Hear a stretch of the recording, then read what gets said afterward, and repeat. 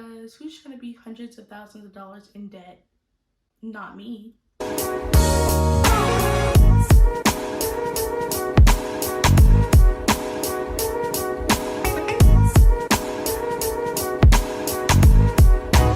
What's up guys, it's Faith Victoria. Welcome back to my channel. Today's video is going to be a what I wish I knew before senior year of high school video. So essentially it's just going to be a senior advice video. I'm mainly going to be talking about things that I wish I knew prior to my senior year of high school, as well as what I know now during my senior year of high school. I just wanted to make an advice video for rising seniors because I know senior year can get overwhelming, and I'm just going to give you guys some tips and just some advice on what's helped me through senior year and stuff that you should prepare for. Before we start, don't forget to like and subscribe, and let's get into the video. The first thing that I'm going to go over is the ACT and the SAT. So basically the SAT, the score ranges from a 400 to a 1600, and they have 4 components. There's 2 English components and then 2 math components. The first English part is reading comprehension. The second one is more focused on language. Then there's the math portion without the calculator, and then the math with the calculator. For the ACT, the scores range between a 1 and a 36. The ACT, I believe, is broken down into 4 components: reading, language, math, and science. That's kind of like the major differences between the ACT and the SAT. So my advice is, whether you take the ACT or the SAT, make sure that you study. Like, there are free online practice tests that you can take for the ACT and or the SAT. So me personally, I didn't really study for either, and on top of that, I'm not really good when it comes to test taking, so I didn't do too well on those. So I do recommend that you study for it. So I recommend you take either one of these after your junior year or after you take Algebra 2. Now, when it comes to if I should take the SAT or the ACT, there isn't much of a difference. Colleges look at both. So in my opinion, it really doesn't matter if you take the ACT or the SAT. Colleges will take either one. So it really just comes down to you if you want to take the SAT or the ACT. You can take it your senior year and you can retake them, but I highly suggest you start earlier because you'll have more time to retake it. You'll have more time to retake it if you start earlier versus if you wait until your senior year to take it. I definitely recommend you retaking it as many times as you need to. Like, if you're not happy with your score, study and then retake it again. I retook the SAT, I think. So if you need to retake it, definitely. So these test scores are mainly beneficial when it comes to scholarship opportunities. So because of COVID, some colleges don't require any test scores. So I don't know if that's still going on. I know for specifically my class of 2022, it was kind of like either or. It depended on the school actually. Some schools are doing test optional for a couple more years, and some have just done it completely. So definitely check out and see which schools you're applying to either does test optional or if it's required.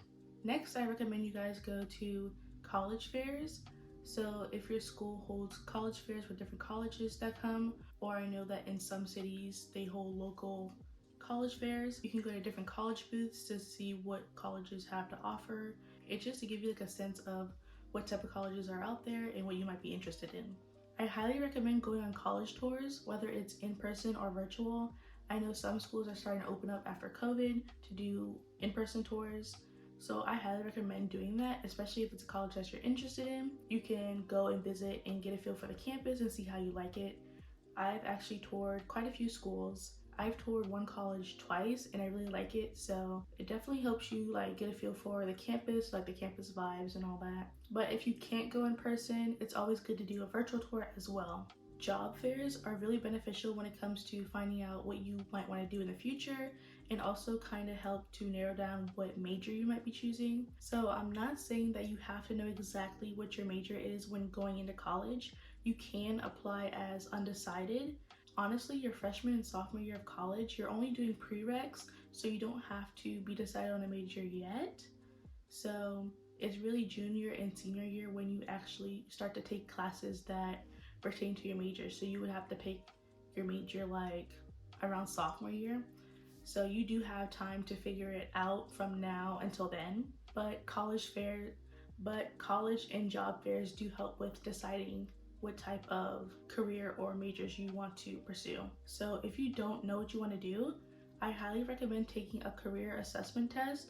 So what you'll do is answer a series of questions. At the end, you'll get like a score of like what field you're best suited for. And so from that, you can look up different careers in that field. And that's honestly how I found what I want to do. So if you have like no clue at all, I highly recommend taking one of those tests. It's very helpful. When it comes to college essays, they're normally a generalized prompt that you have to answer. It's normally always the same kind of questions. For example, the Common App, it gives you like a list of prompts. So you pick one prompt from the list that they give you. So I believe the one I chose was, what was a struggle that you had to overcome? And I will say, when you're writing your essay, be as personal as you can, because I feel like personal essays kind of draw those admissions people in. So I chose to write about how my skin color and my physical appearance affected me trying to accomplish something. I essentially explained the situation that happened with me when it came to me becoming a lifeguard. I was racially profiled. I was judged based on my physical appearance, and I essentially just explained that and how it affected me and how I overcame that.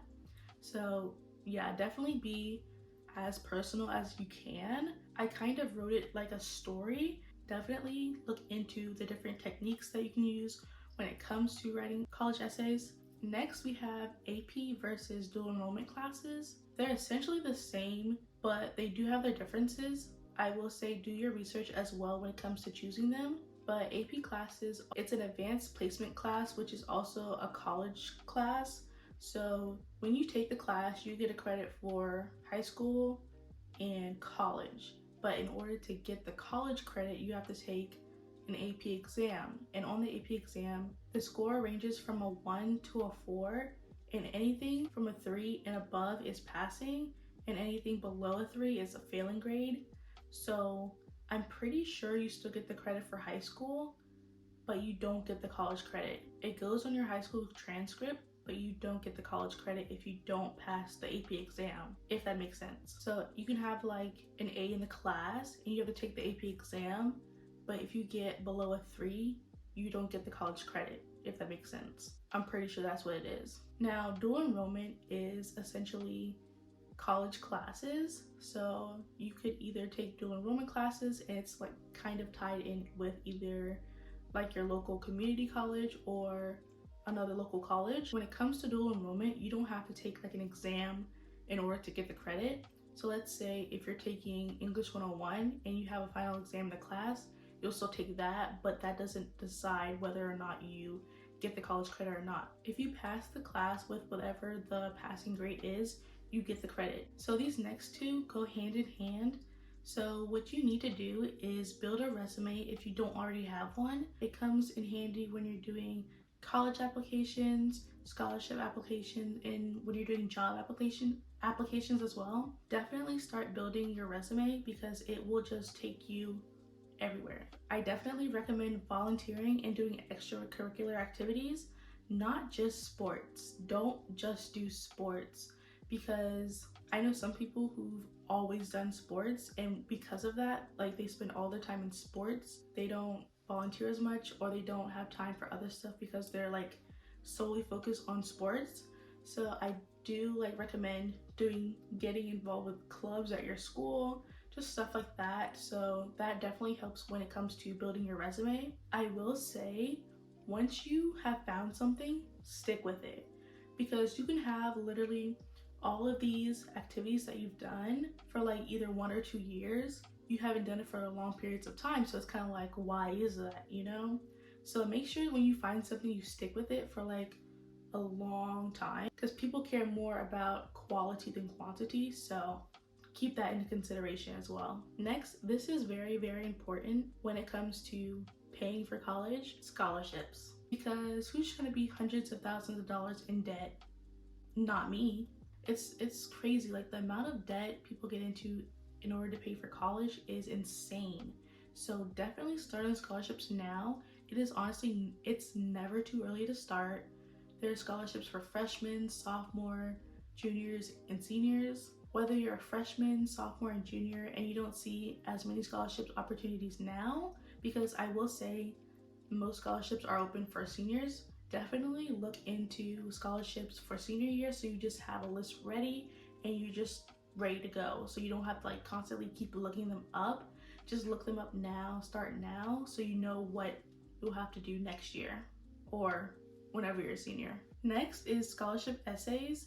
And when it comes to scholarship essays, the prompts are normally always the same. So once you get like 1 or 2, maybe 3 good essays, all you really need to do is just pull from each. And that's honestly what I do. I have like 3 good essays. Whenever I get like a new scholarship where I've seen that prompt before, I'll just go back and pull from other essays and then boom, there you go. This is really helpful because you don't always have to write new essays all the time. You can just pull from old ones that you have, which I do all the time, and it honestly saves so much time. So let's talk about senioritis. I'm telling you guys, it's an actual thing. For me, it kind of started back at the end of last semester. Well, you know, just a little bit though. I was like, oh, I don't really feel like doing this, but you know, I did it anyway. I got through it.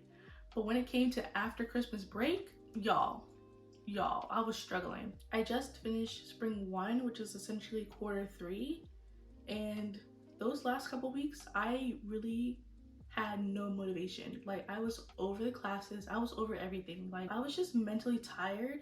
I'm honestly glad the way I set up my classes for this last semester. So spring 1, I took 2 classes, and then spring 2, I'm only taking 1 class because literally I barely had any motivation to finish the class. Like, I passed both classes with an A, but literally no motivation whatsoever. Although you're probably going to get college acceptances late in the first semester and then during the second semester, like, always finish strong, honestly, because you just don't want to finish high school on a bad note. So make sure that you just stay motivated. And then lastly, although it's cliche, have fun. My biggest regret for senior year is not having as much fun.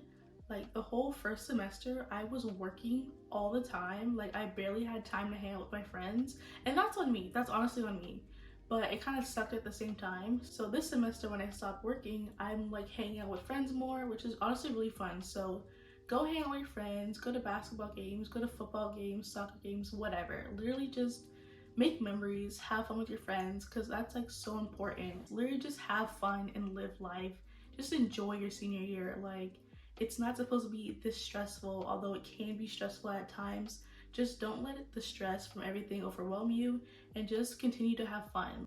That's it for today's video. Thank you guys so much for watching. Don't forget to like and subscribe, and I'll see you guys in the next video.